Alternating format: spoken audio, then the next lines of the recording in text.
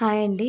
ఈరోజు వీడియోలో జలుబు దగ్గు ఉన్న వాళ్ళకి తొందరగా రిలీఫ్ కావాలంటే, చిన్నపిల్లలకి మరీ ముఖ్యంగా రిలీఫ్ కావాలంటే ఈ రసాన్ని ఒకసారి ట్రై చేసి చూడండి. ముందుగా ఒక 5 పుదీనా ఆకుల్ని, ఒక తమలపాకుని, 4 వామాకులను తీసుకొని కడిగి రోట్లో వేసుకోవాలి.